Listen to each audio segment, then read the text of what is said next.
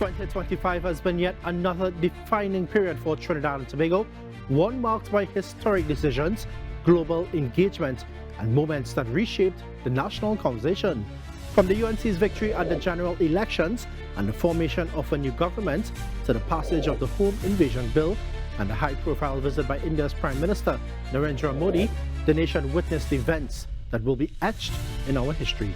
Major developments dominated the headlines, influencing the political landscape, national security, crime, energy, and international relations. Tonight, we break down the top 13 news stories that defined 2025 in Beyond the Headlines. I'm your host, Sonolala.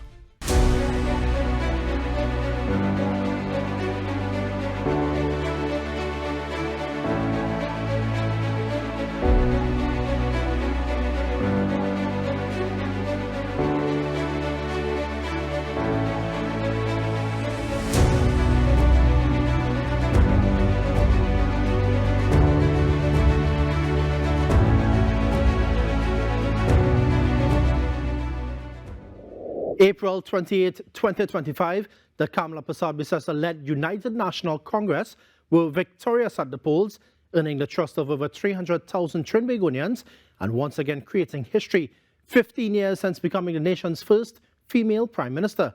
Here's Ayana Carter with more.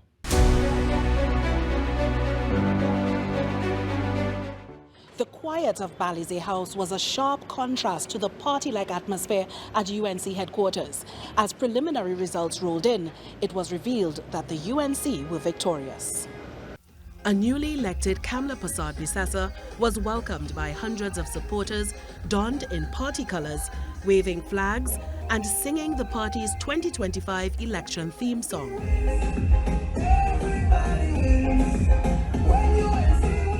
According to the Elections and Boundaries Commission, approximately 335,165 eligible voters put their X's next to the rising sun symbol.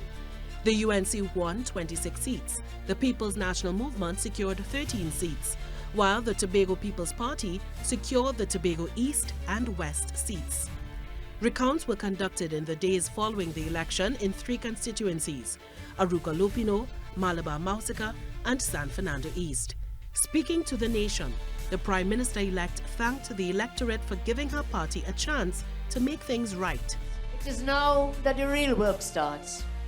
From day one, we'll be focused on delivering on our promises, working to make every citizen's life better, brighter, more prosperous. I give you the assurance tonight that no one will be left behind. No one will be left behind.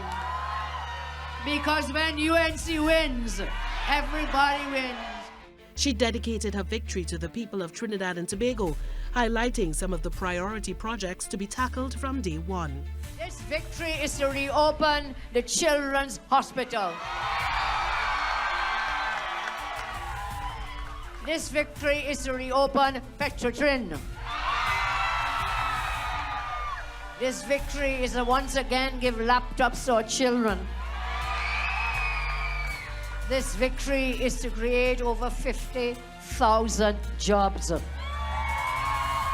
so, the victory is yours. Mrs. Persad-Bissessar officially took the oath of office on May 1st with one clear message to the population: everything is going to be all right. Government ministers were sworn in on May 3rd, and Prime Minister Persad-Bissessar had strong words for her new ministers. If you treat citizens with callousness, contempt, and corrupt ways, I guarantee you, your retribution will be swift and brutal.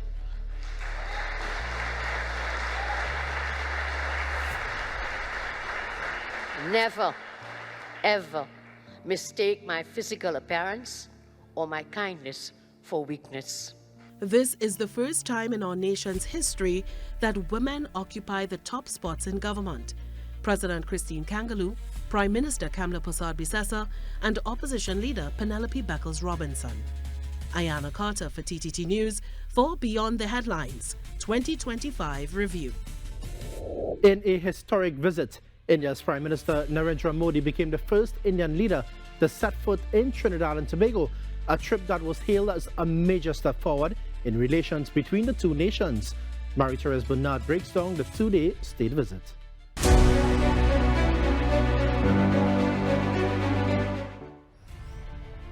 A ceremonial welcome greeted India's Prime Minister as he arrived in Port of Spain on July 3rd. Prime Minister Kamla Persad-Bissessar, in welcoming the head of state, said India is a trusted friend and reliable partner. And so I am deeply privileged to join everyone here to welcome one of the world's most respected, most admired visionary leaders, the Honorable Shri Narendra Modi ji, Prime Minister. The two leaders signed 15 bilateral agreements covering health, education, agriculture, digital services, trade, justice and culture, marking what both sides called a new era of cooperation. Among the deals, India is committed to fund quick impact projects worth up to US $50,000 each. They have supported the government's e-learning drive with 2,000 laptops and have provided 20 dialysis machines, 2 sea ambulances and the Jaipur Foot Artificial Limb Fitment Camp, which began as a temporary initiative that will soon become a permanent artificial limb camp in Siparia. The Limb Fitment Camp continues to be a beacon of care for our nation and the Caribbean. In agriculture, India handed over US $1 million in agro-machinery and pledged technical help in millet cultivation and seaweed fertilizer production. Cultural links were strengthened too with a new program of cultural exchanges and the extension of overseas citizenship of India to the 6th generation of the Indian diaspora. Prior to his departure, Prime Minister Modi was awarded the Order of the Republic of Trinidad and Tobago. And during his address to Parliament, the Indian Prime Minister commended the country's spirit of togetherness with the palpable amalgamation of Indians. The visit has observers acknowledging its impact in reshaping India-Caribbean relations for years to come. Marie-Therese Bernard for TTT News for Beyond the Headlines 2025 review. Accounting for more than 80% of Trinidad and Tobago's export earnings, the local oil and gas sector remained a dominant contributor in 2025, hitting a number of significant high points. Here's more.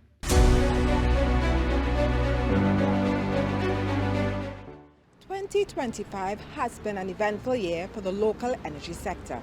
It included the launch of the Deepwater Competitive Bid Round, the return of ExxonMobil to Trinidad and Tobago, the completion of the Brecon Castle Solar Project, and BPTT's SIP project, which achieved first gas in April. Minister of Energy and Energy Industries, Dr. Rudal Munilal, highlighted a key turnaround in the sector. After 10 years of decline in the energy sector, I am pleased to report that we have stopped this decline. We have registered a 5.5% increase in oil production from 52,357 barrels per day in April to 55,271 barrels per day by October last month, 2025. Gas production also rose from 2.4 to 2.6 billion cubic feet per day between April and June 2025. Another key milestone came in August after Prime Minister Kamla Persad-Bissessar met with United States Secretary of State Marco Rubio. We have moved with quiet pace to obtain a new OFAC license to conduct all transactions and negotiations in relation to the Dragon gas field. The Energy Minister also pointed to an important decision with regard to the Point-a-Pierre oil refinery. The future outlook for the energy sector looks bright. I am Terry Ann Brown Campbell for TTT News for Beyond the Headlines 2025 review. Prime Minister Kamla Persad-Bissessar's statement that education is the only passport out of poverty set the tone for the government's education policies for 2025. From the establishment of several digital learning initiatives to the deployment of the school-oriented policing program, education took center stage in the United National Congress's first months in office. Stacia Yearwood breaks it all down.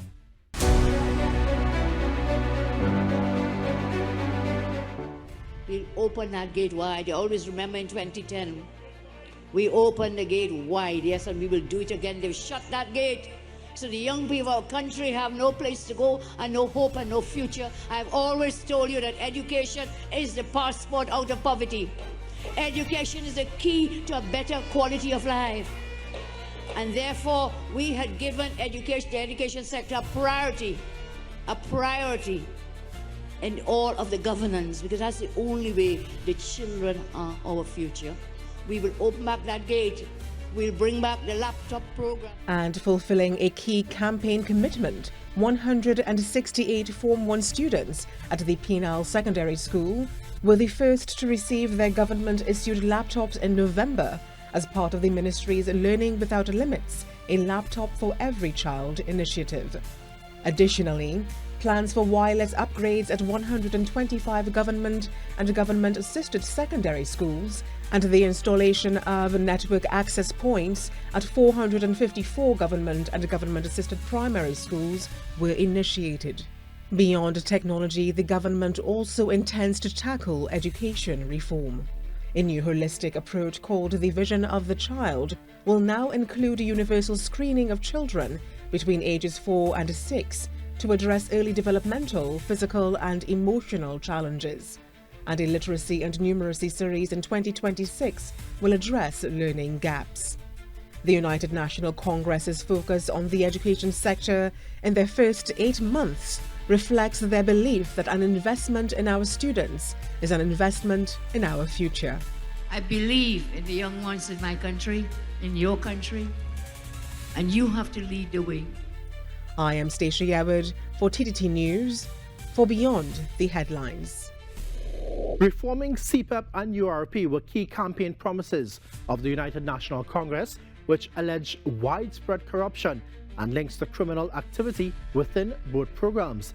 Since taking office, the government has acted on that pledge, restructuring both companies to remove contracts from nefarious individuals. Carrie Roberts looks back at the developments surrounding CPEP and URP as we review 2025.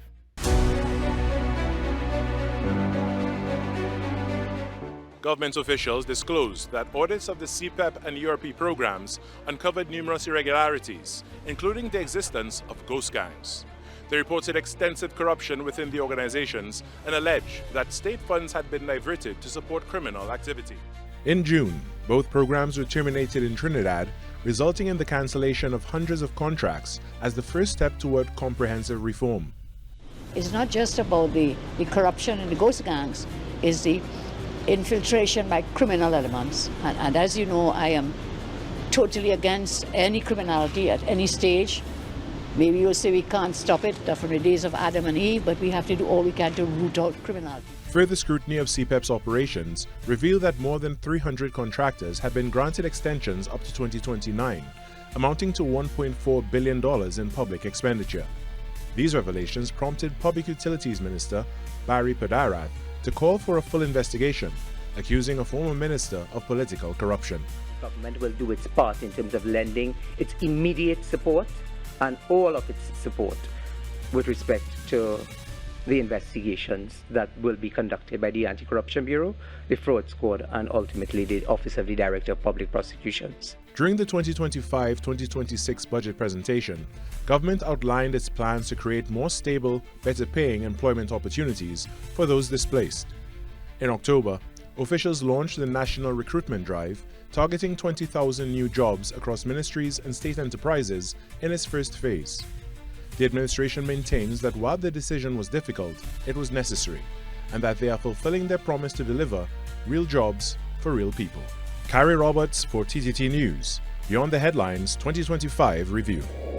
2025 was a defining year for Trinidad and Tobago's foreign and security policy, as the United States deployed major military assets across the Caribbean to dismantle narco-terrorist cartels operating in regional waters. Here to tell us more is Mahalia Joseph Wharton and Kevion John.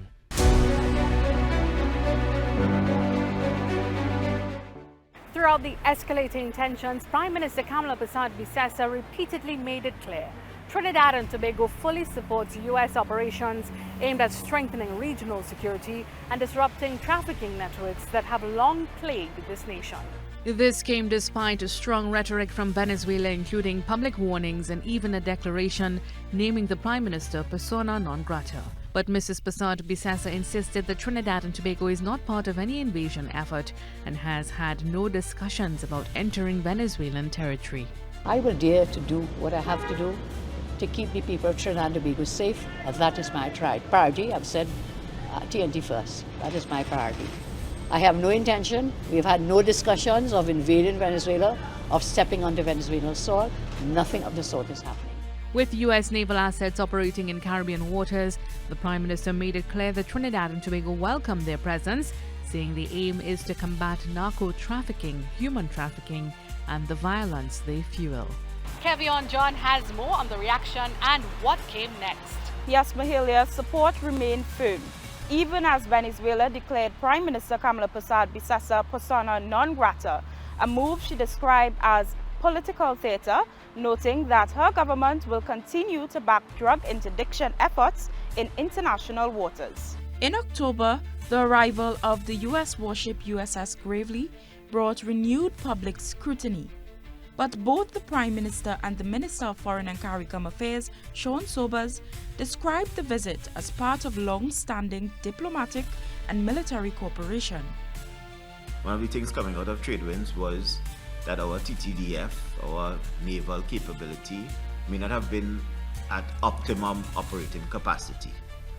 And so a request would have been made for assistance in that regard.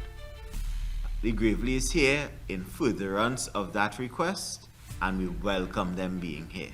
As 2025 closes, Trinidad and Tobago remains firmly committed to strengthening security partnerships, protecting its borders, and supporting international efforts against transnational criminal networks, all while maintaining peaceful relations with its neighbors and upholding its sovereign, independent foreign policy. As part of government's thrust to combat narco-terrorism, human trafficking and illegal immigration, a statement ordering the detention and deportation of all irregular immigrants was issued by the Ministry of Homeland Security in October. The move coming just 1 month after Prime Minister Kamala Bissau-Bissessar's call to action to better secure borders to preserve CARICOM as a true zone of peace.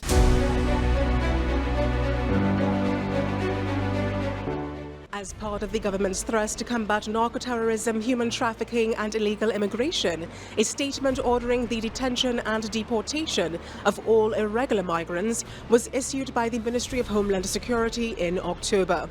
The move coming just 1 month after Prime Minister Kamala Bissau-Bissessar's call to action to better secure our borders to preserve CARICOM as a true zone of peace. All detained Venezuelan immigrants were to remain at the Immigration Detention Center until their repatriation from the port of Cedros. Prime Minister Kamala Bissau-Bissessar has remained steadfast in her efforts to mitigate the poverty, crime and cultural antagonism potentially exacerbated by drug and human trafficking, organized crime and unchecked migration. And at the 80th session of the General Assembly of the United Nations, Prime Minister Bissau-Bissessar shared her support for US President Donald Trump's push to counter narco-terrorism in the region. Trinidad and Tobago, I say, is committed, is very committed to contributing our resources, as scarce as they may be, and our capabilities to this alliance, in line with the theme of this year's General Assembly, Better Together. And cemented government's position that confronting transnational crime in the region requires a shared commitment to securing our geographical borders. I am Stacia Yearwood for TTT News for Beyond the Headlines. We have more after these messages.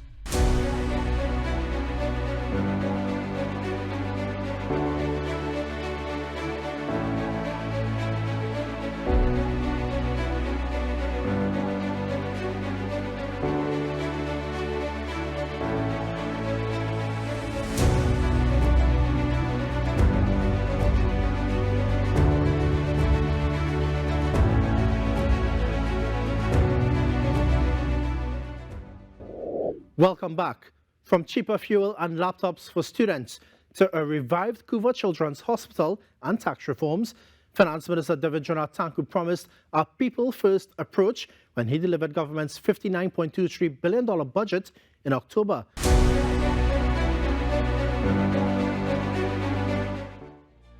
Promise made, promise kept. This phrase was echoed by Finance Minister Devendranath Thakur at least 16 times in the Parliament on October 13th, as he led the UNC government's first budget presentation since its victory at the polls in April, one that was pegged on an oil price of US $73.25 per barrel.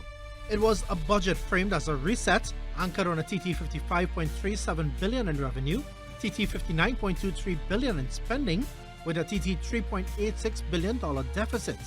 But beyond the numbers, the announcement surprised many, including a major one for motorists.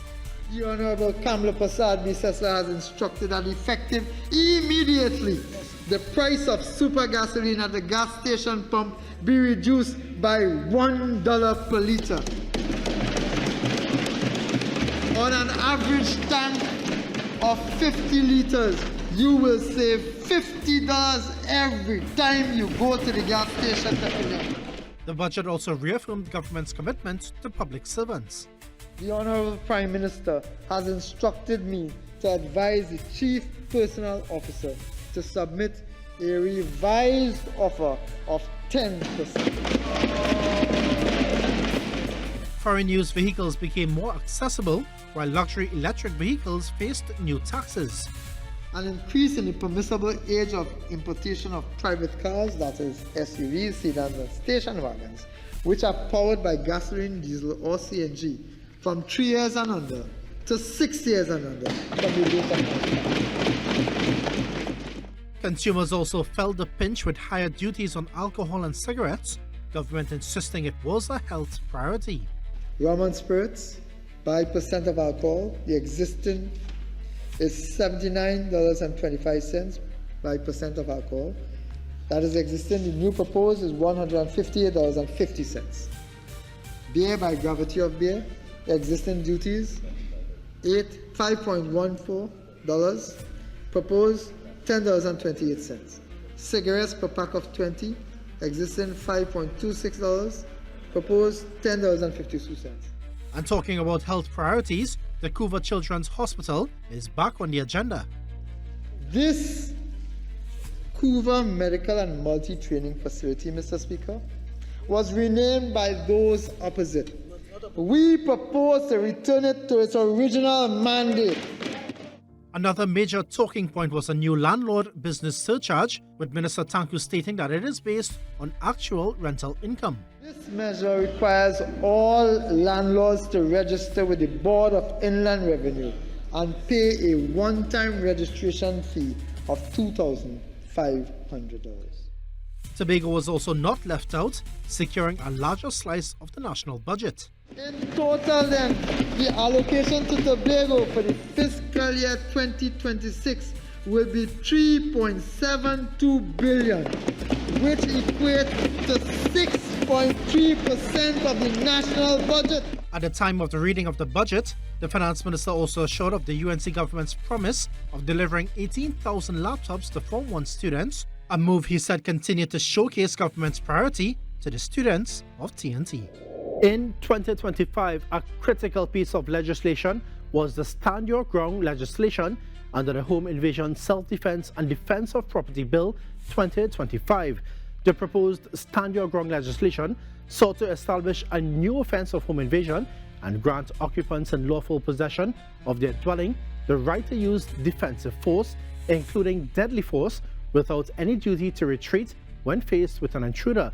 Sherilyn Lewis breaks it all down for you.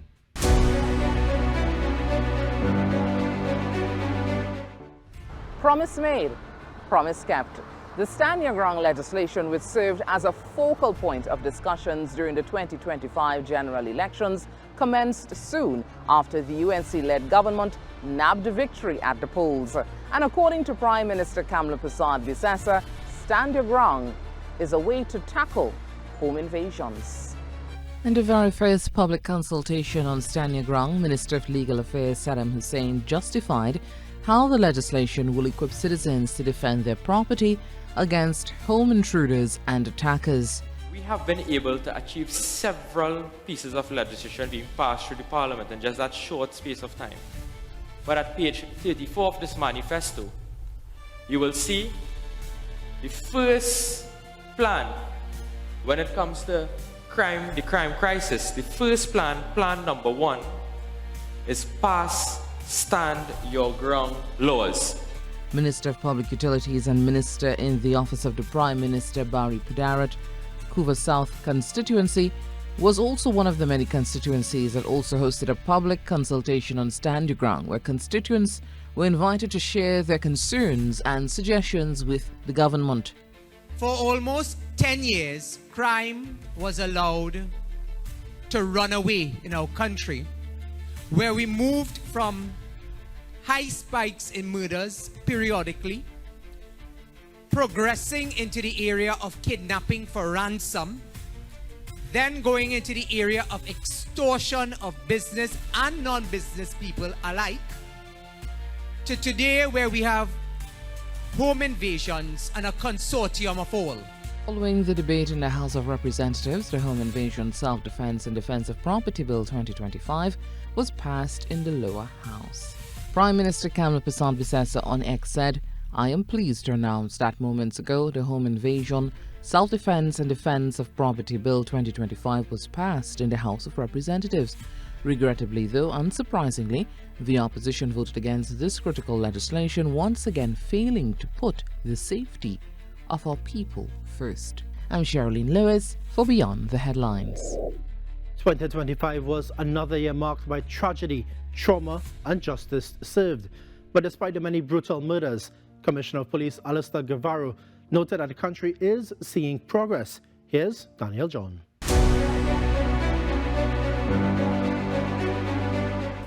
In a year where gun violence and criminal activity continue to grip communities, the Trinidad and Tobago Police Service reported a notable reduction in crime compared to previous years. And compared to last year, we have a 42% reduction in homicides.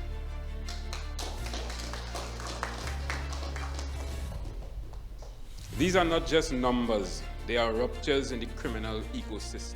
But while the statistics are improving, 2025 was not without its chilling moments. 39-year-old Keegan Barber barely made it into the new year after he was murdered during a home invasion at approximately 1:30 a.m. on January 1st. The incident occurred just 2 days after a state of emergency was declared on December 30th, 2024. In February, a triple murder ripped through a rural community in Guanapo, leaving a 6-year-old boy orphaned. He was also shot and wounded in the ambush. Murder followed all throughout the year, but October was especially shocking as the country recorded 20 murders in just 7 days, marking it the bloodiest week for the year. Amongst the killings was businessman Imroz Ali, who was kidnapped on September 4th and found dead down a precipice a little over a month after he was reported missing. His family's appeal to his kidnappers for his release fell on deaf ears. Women also were not spared this year, with several falling victim to brutal crimes. On June 14th, the body of 20-year-old Savannah Dyer was found dumped in an abandoned parcel of land in Carlson Field. An autopsy revealed she died from a single gunshot injury to the head. A 20-year-old security guard was charged in relation to the murder.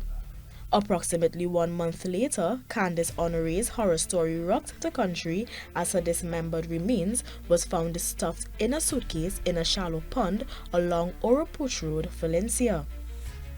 Another life full of promise and potential was tragically cut short on September 20th.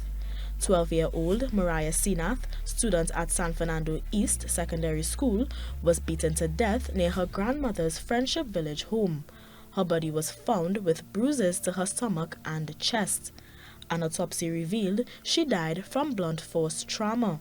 On November 23rd, the country was shocked to learn of the passing of United National Congress councillor Ramona Victor. 36-year-old Victor was discovered dead at her home sometime after 4 p.m. on said day. Her husband's body, 45-year-old Rodney Ramsumir, was also discovered at the couple's home. As at December 11th, the murder toll stood at 346 compared to 579 in 2024. I am Daniel John for TTT News Beyond the Headlines. A plot to destabilize Trinidad and Tobago, to assassinate key senior members of the government and sabotage critical infrastructure was uncovered by the Trinidad and Tobago Police Service. In response, the government declared a state of emergency. Here's more in this report.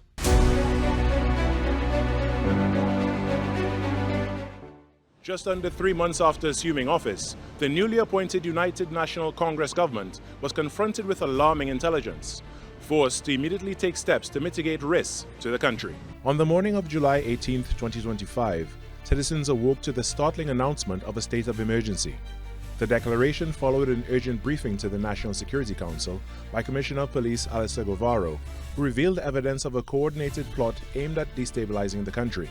According to the Commissioner, the conspiracy targeted senior government officials, civilians, and critical infrastructure. This is not an SOE of reaction, it is an SOE with proaction. So even whilst I was approaching the Prime Minister and the Attorney General to take action, I was hopeful and placed things in position to act immediately. Acting swiftly, Prime Minister Kamla Persad-Bissessar instructed Attorney General John Jeremy to advise President Christine Kangaloo that a state of emergency existed in TNT.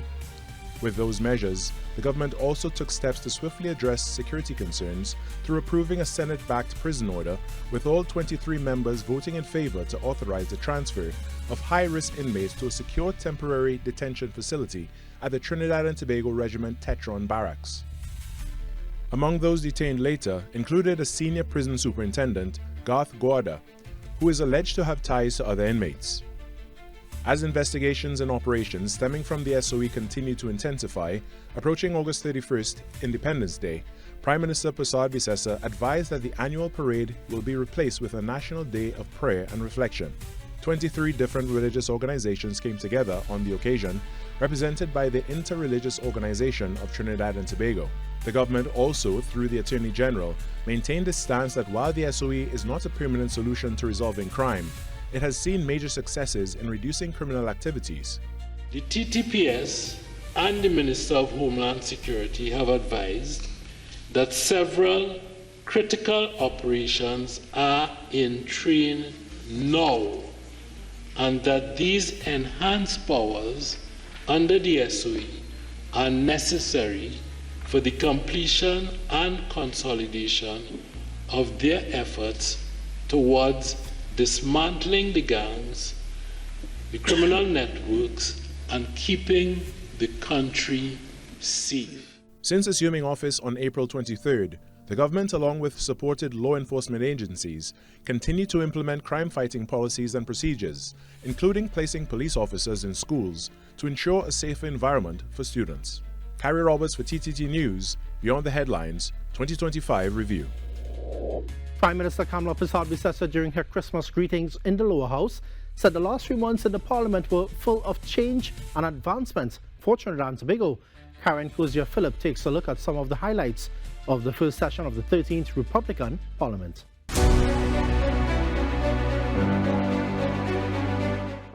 Over the past 7 months, several bills have been approved by both houses of Parliament. Among the legislation, the Home Invasion Bill or Stand Your Ground law, the Summary Offences Amendment Bill or Fireworks legislation, and the Constitution Amendment Bill or Grandparent law, which grants citizenship to non-nationals through grandparents. The Parliament also repealed the Trinidad and Tobago Revenue Authority and increased benefits to the Children's Life Fund. On December 19th, both the Home Invasion, Self-Defense and Defense of Property Act 2025 and the Summary Offences Amendment Act 2025 were proclaimed law. There was unanimous support in both the lower and upper houses of Parliament for the laws governing the use of fireworks. I'm very heartened today, Chief Whip and Leader of the Opposition. Maybe it's a season of goodwill to all men. And I want to thank you for giving your support. And the amendments you're suggesting, we will deal with it at the committee stage and take them one by one. So I thank the opposition. I don't think this would have happened for some time, but today, in the season of goodwill, I want to thank you all very much for your suggestions. The Constitution Amendment Act 2025 allows citizenship to persons if their grandparent was a citizen of Trinidad and Tobago at the time of their birth. Mr. Speaker, there are 211 teams under FIFA who utilizes the grandparent law. Only 5 of that 211, Mr. Speaker, do not utilize grandparent law. And Trinidad and Tobago is one of that 5. One of the first orders of business in the 13th Parliament was to pass the Prime Minister's Pension Amendment Act, mandating at least 1 year's service from the appointment as Prime Minister. I'm Karen Kozier-Phillip for TTT News Beyond the Headlines. 2025 delivered political revelations, surprises, and major accomplishments for Tobago. The Tobago People's Party stepped into new territory, the People's National Movement worked to regain its footing, and the Progressive Democratic Patriots added unexpected twists. Carisia Douglas has all the highlights.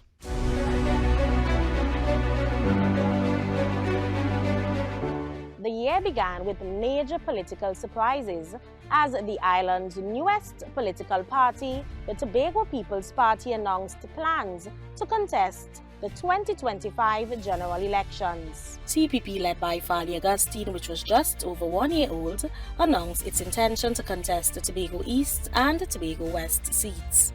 Retired fire officer David Thomas was introduced as the candidate for Tobago East. Then Assemblyman Joel Sampson resigned his post and was named the TPP's candidate for Tobago West. On April 28th, the TPP won both the Tobago West and the Tobago East seats. Fresh off the general elections, Tobago's political momentum only intensified. In June, attention turned to finances as the THA executive delivered its final budget presentation for the current 4-year term. Secretary of Finance Petalano Roberts requested 5.9% of the national pie. 4 months later, Tobagonians were glued to Finance Minister Devandranath Tanku's first national budget presentation. And it was a moment of celebration as the THA received 5% of the national budget and an additional allocation. $0.96 billion to the Tobago House of Assembly, which represents a full 5% of the national budget. Gears then shifted quickly back to politics. The TPP accelerated its THA election preparations, opening nominations and announcing its slate of nominees. The Prime Minister's first official visit to Tobago since assuming office saw her meeting with students and the THA executive and presented Chief Secretary Fali Augustine with the export license for the Stanley Park quarry. Then on November 12th, Chief Secretary Augustine moved a motion to dissolve the Assembly, paving the way for fresh THA elections. The political year ended with heightened anticipation as the much-awaited THA election date was announced on December 1st. The PDP added another twist when political leader Watson Duke publicly announced his support for the TPP's political leader, despite their past disagreements. As Tobago enters a new year, the island prepares to enter a new chapter in its political story. Carisia Douglas, TTT News, for Beyond the Headlines.